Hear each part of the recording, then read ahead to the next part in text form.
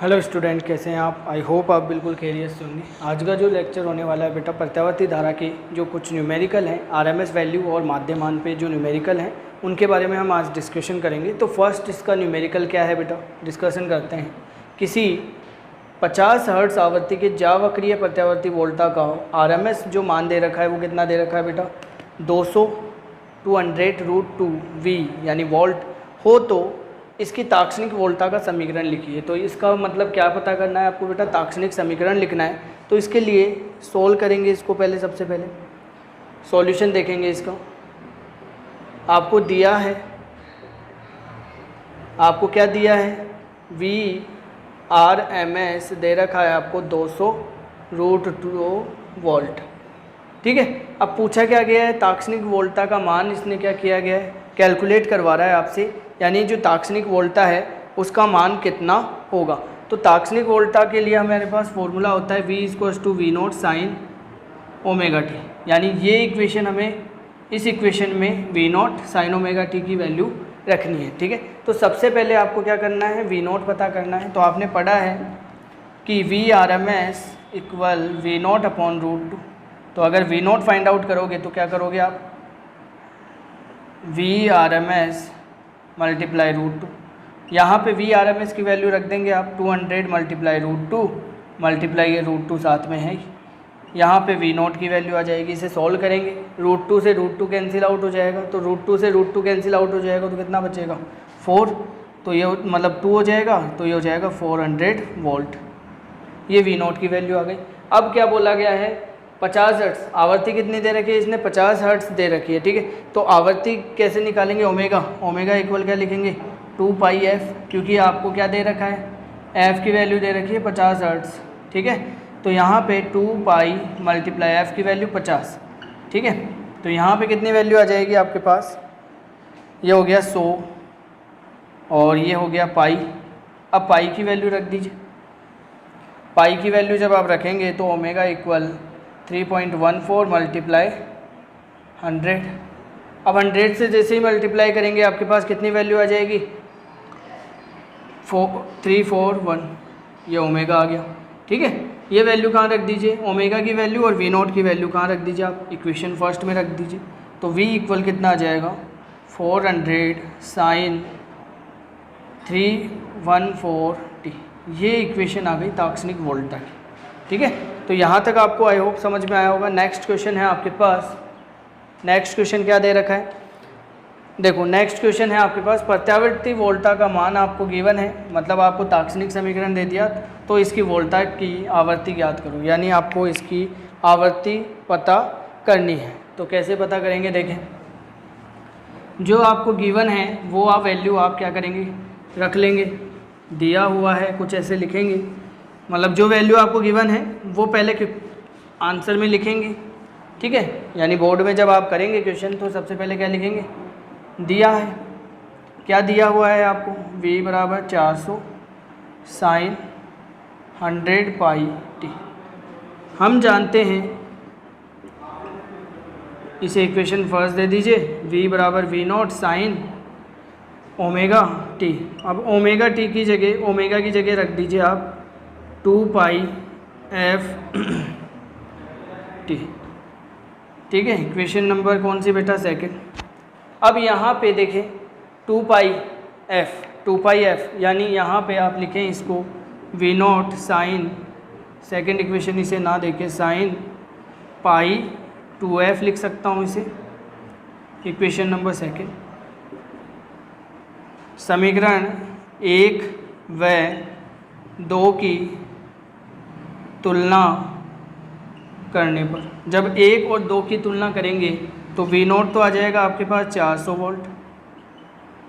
ठीक है, अब यहाँ से देखो बेटा, पाई तो ऐसे कैसे, अब बाकी जो टर्म है वो क्या दे रखी है, 2f, और 2f इक्वल कितना आ जाएगा बेटा 100, और f बराबर कितना आ जाएगा 50 हर्ट्ज।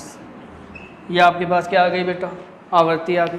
ठीक है, नेक्स्ट क्वेश्चन है, ये फर्स्ट क्वेश्चन हो गया हमारा, सेकंड क्वेश्चन हो गया। थर्ड क्वेश्चन दे रखा है कि आपको कोई परिपथ दे रखा है, परिपथ में वोल्टा का वर्ग माध्य मूल मान 400 वोल्ट है, तो वोल्टा का शिखर मान ज्ञात करके देना है आपको। यानी अभी तक तो इसने पूछा आवर्ती पूछ ली, वोल्टा पूछ ली, या वोल्टा का ताक्षणिक समीकरण पूछ लिया। अब क्या पूछ रहा है बेटा आपसे कि शिखर मान यानी मैक्सिमम वैल्यू के लिए, यानी टी की जो वैल्यू होगी वो मैक्सिमम कब होगी, यानी जो शिखर मान होगा वोल्टा का वर्ग माध्य मूल मान का 400 वोल्ट दे रखा है और वोल्टा का शिखर मान ज्ञात करना है आपको। ठीक है, शिखर मान ज्ञात करने के लिए आप क्या करेंगे बेटा, सबसे पहले सोल्व क्या करेंगे आप, यहाँ पे आपको दे रखा है कि 400 वोल्ट दे रखा है वर्ग माध्य मूल मान, 400 ना लेके इसको आप कैलकुलेट कर लीजिए, 220 वोल्ट ले लीजिए, फिर अगर 400 होगा तो उसके अकॉर्डिंग भी कर लेंगे थर्ड क्वेश्चन। तो अगर आपको दे रखा है क्वेश्चन में दिया है 220 वोल्ट, ये दे रखा है VRMS की वैल्यू दे रखी है। ठीक है, अब क्या ना पता करना है, V0 की वैल्यू पता करनी है। तो V0 की वैल्यू पता करने के लिए √2 मल्टीप्लाई VRMS, √2 मल्टीप्लाई 220, जब इसे सॉल्व करेंगे तो 08 वोल्ट आएगा। ये जो धारा होती है वो अधिकतम मान हो गया। ठीक है, शिखर मान हो गया उसका। क्लियर, ये हो गया आपके पास थर्ड क्वेश्चन। नेक्स्ट क्वेश्चन है प्रत्यावर्ती धारा परिपथ में धारा का मान निम्न है। यह आपको धारा का मान दे रखा है, धारा का वर्ग माध्य मूल मान ज्ञात करना है। तो आपको सॉल्यूशन कैसे करना है इसका, सबसे पहले दिया है, ये क्वेश्चन है आपके पास फोर्थ। ठीक है, आपको क्या इक्वेशन दी है, I = 3 sin 2πt a। ठीक है, ये वैल्यू आपको गिवन है। अब इसमें क्या करना है आपको, सबसे पहले वर्ग माध्य मूल मान ज्ञात करना है। तो वर्ग माध्य मूल मान का फॉर्मूला क्या होता है, IRMS = I0 √2। ठीक है, अब I0 तो क्या है, ये रहा, तो वैल्यू रख दीजिए। तो IRMS = I0 की वैल्यू है 3 √2। अब इसे सॉल्व करेंगे, 3 में √2 का डिवाइड करेंगे तो कितनी वैल्यू देगा बेटा, ये 2.12 एम्पियर वैल्यू देगा। ठीक है, यहाँ तक कोई दिक्कत हो तो बताएं। नेक्स्ट है, इसमें आपको क्या पता करना है कि t बराबर 1/2 सेकेंड पर धारा का ताक्षणिक मान ज्ञात करना, यानी s बराबर t/2 पर तात्क्षणिक मान ज्ञात करना है। तो क्या करेंगे आप, सीधे सा आपको इक्वेशन दे रखी है 3 sin 2πt मल्टीप्लाई टी की वैल्यू रख दीजिए 2π मल्टीप्लाई 1/2 मल्टीप्लाई a, 2 से 2 cancel out, pi a, sine pi a की वैल्यू कितनी होती है, पाई की वैल्यू कितनी होती है बेटा, 0। तो यहाँ पे i का मान कितना आ जाएगा, 0 आ जाएगा। ठीक है, ये हो गया आपके पास फोर्थ क्वेश्चन। नेक्स्ट क्वेश्चन दे रखा है कि 50 हर्ट्ज आवृत्ति वाली प्रत्यावर्ती धारा का शून्य से अधिकतम मान तक पहुंचने में लगा समय ज्ञात करना है, यानी 0 से अधिकतम वैल्यू तक जाने में कितना समय लग रहा है। ठीक है, वो पता करना है इसमें। तो कैसे पता करेंगे, देखें,